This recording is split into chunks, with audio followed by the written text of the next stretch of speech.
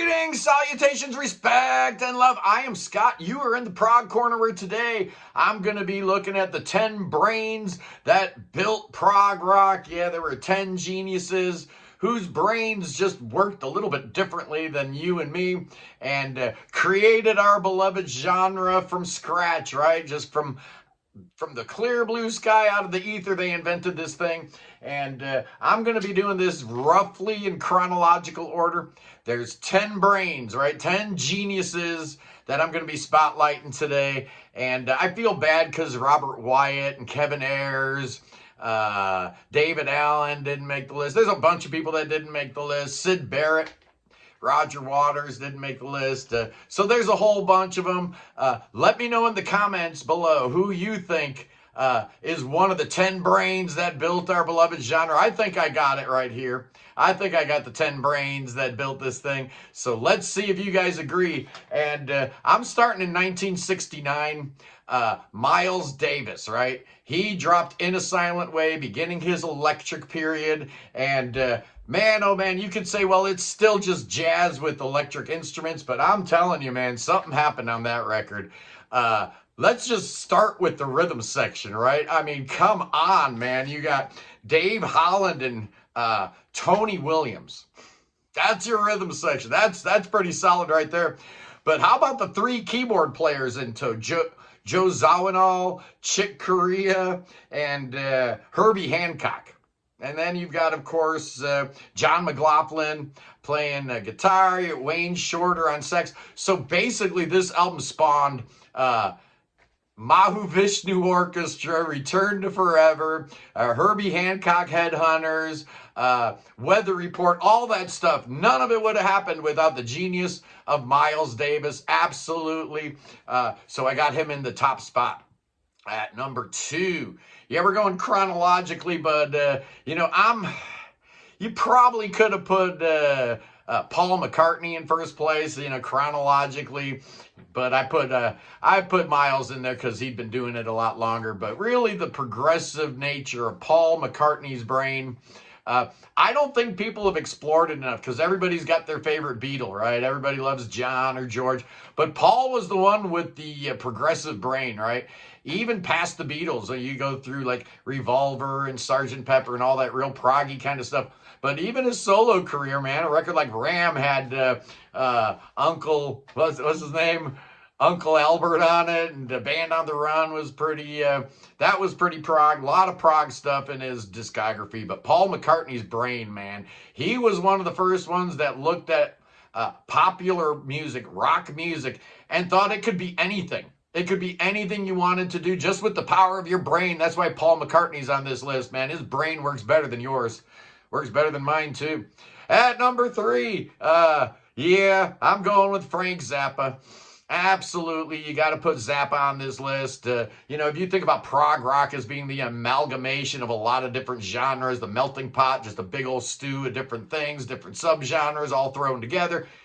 That's the way Zappa's brain worked, man. Right from the get-go with Freak Out, he's adding doo-wop and big band and jazz and classical and all these different influences along with, old-timey rock and roll and, all kinds of stuff. And that was his first album, man. As he get going on his career, it would get weirder and weirder and he'd throw in even more influences.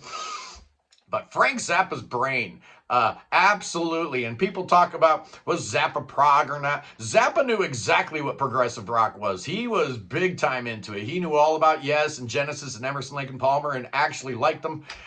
He actually liked AC/DC too, so that's kind of weird. But, Frank Zappa, one of the biggest brains in the history of the human race, absolutely. At number 4, let's talk about Pete Townshend. I talked about him a little bit last week and the greatness of Tommy and Quadrophenia. And I had several people point out, hey, a quick one while he's away, and the Who Sell Out are every bit as good, if not better. Very progressive concept type of storytelling with the linked songs and stuff like that. But it's Tommy and Quadrophenia that absolutely means this guy needs to be on the list. You go back to May 1969, and when Tommy was released, there had never been anything like Tommy. You could say Pretty Things, SF Sorrow perhaps, but musically it was not on the same level as Tommy at all. Pete Townshend, man, thinking about rock and roll in a different way, thinking about it as being something that could, be bigger and more explosive and more pompous and more exciting than any other form of music ever. And he was dead right, man. Thank you, Pete Townshend, for seeing the future and making it happen. At number 5, oh, it's Mike Pinder. You can't have prog rock without Moody Blues. You can't have prog rock without the Mellotron. You can't have prog rock without the Moody Blues. They were that foundational. They were that important to the entire genre. Absolutely they were. You think back to 1967, Days of Future Past, man. That was a forward-thinking record. Nobody had ever thought about doing a record like that before. It was a concept album that used both the, an orchestra and Mike Pinder's lovely Mellotron. I love it when you've got both real strings and fake strings going at the same time. Really gets me happy. I love it. Mike Pinder, absolutely. And, he's the guy that got the Mellotron into Robert Fripp's hands. So, absolutely, Mike Pinder makes the list at number 6 for the brains that invented prog rock. And you can't talk about the history of prog rock and its formation without talking about Keith Emerson. Oh, yeah, man. I thought long and hard about putting Billy Ritchie on here. Billy Ritchie from 1-2-3 Clouds. I guess Emerson had checked them out a few times at the Marquee Club and got a lot of his ideas. I guess Billy Ritchie was doing America long before The Nice was, so The Nice kind of stole that idea from Billy Ritchie. But it's Keith Emerson that made the impact. Nobody remembers 1-2-3 Clouds. Nobody remembers them, but we sure remember The Nice, and we most certainly remember Emerson, Lake and Palmer.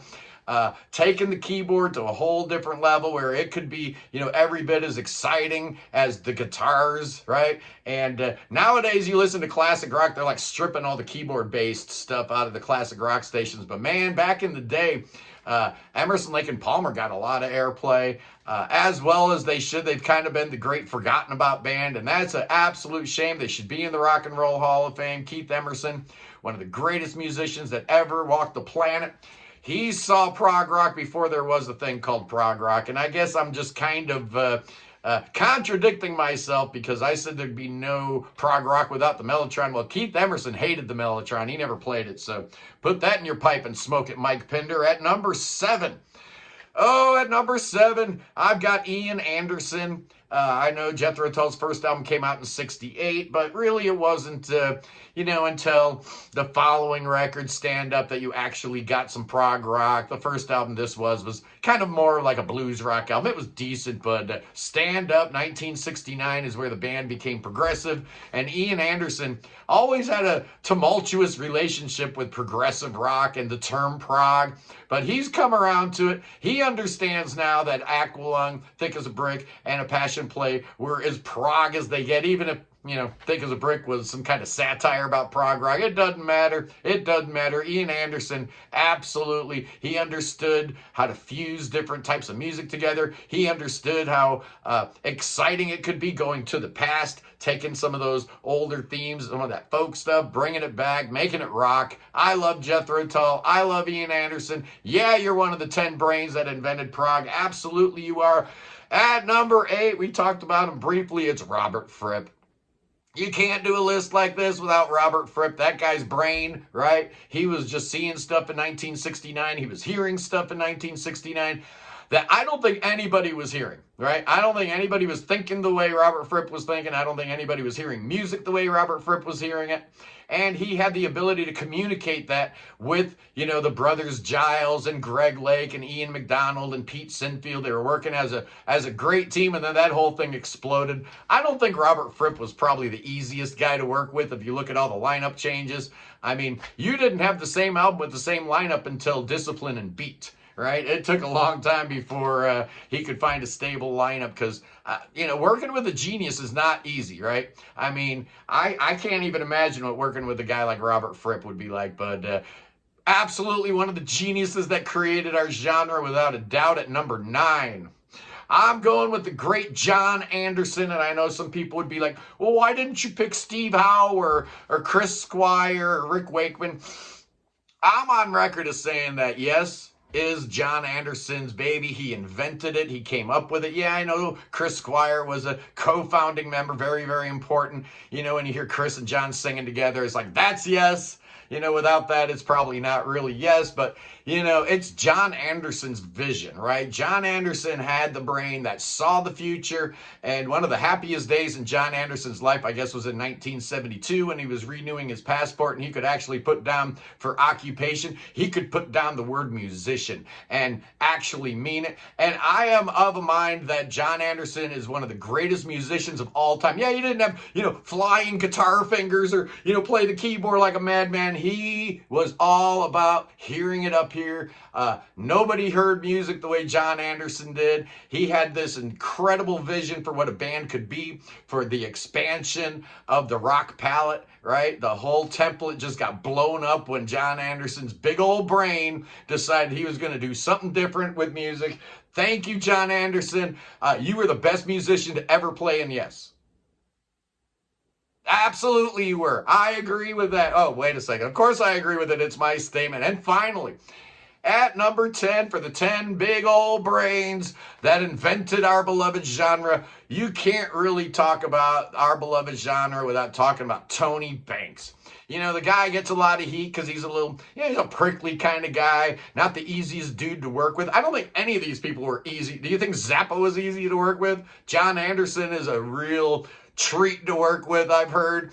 Robert Fripp. I mean, all these guys were hard to work with, right? Because they're geniuses. They don't understand regular people, right? They don't understand how us regular mere mortals go about our daily lives. These guys are operating on a much higher plane. And Tony Banks got a lot of heat because he is that guy, right? He thinks differently than you and I. You've heard him play the incredible keyboard stuff.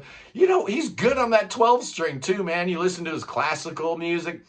Tony Banks, man, forget about it. When I think about prog rock, a big thing that I think about is Tony Banks' voicings, right? Not just his keyboard patch choices, which were always primo, but man, those phrasings, those voicings, man, you know, the Genesis chord, which is, you know, basically a second inversion type of chord, is all about Tony Banks and his incredible ear.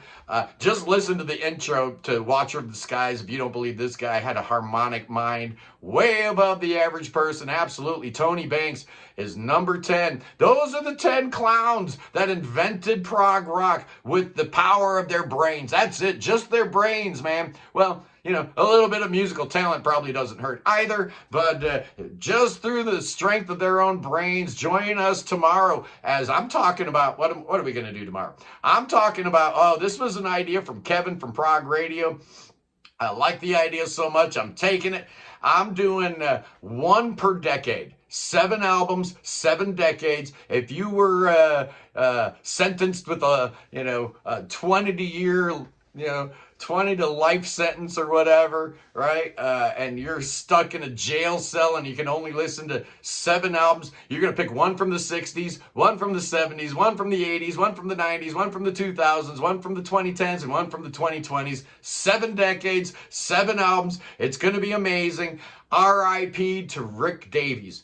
You see, I've got it over my shoulder, Supertramp's Crime of the Century. We're going to be talking about Supertramp Sunday on the Sunday Live Show as we continue breaking down 1974, one of the greatest years of all time. And you can't talk about 1974 without Crime of the Century. So that's going to be Sunday, 11 o'clock Eastern. Anyway, boys and girls, I love you. Peace in the Middle East, free Tibet, free the Ukraine, free your mind, free beer, free Willie, free everything, free everybody. God save the king. Save that king. Oh, no, that king could use some saving. Oh, bring that homeboy to Ohio. Oh, yeah, I got spells and incantations. My pastor's waiting for him, man. We got our prayer circle going. Oh, King Chucky's coming to Ohio. Oh, we got a little something for him. We're going to stave off that cancer. Oh, yeah, he's going to be in remission forever. Oh, yes, indeed. We're going to call Billy Bob, and he's going to seal the deal. Hey, Billy Bob, bust out them snakes for the king. Oh, no, here we go. King Chucky's got some snakes. Oh, yes, indeed. I think he's got a big brain, but it wasn't big enough to make the list today. I love you guys. I'll see you tomorrow with 7 albums from 7 decades. Peace.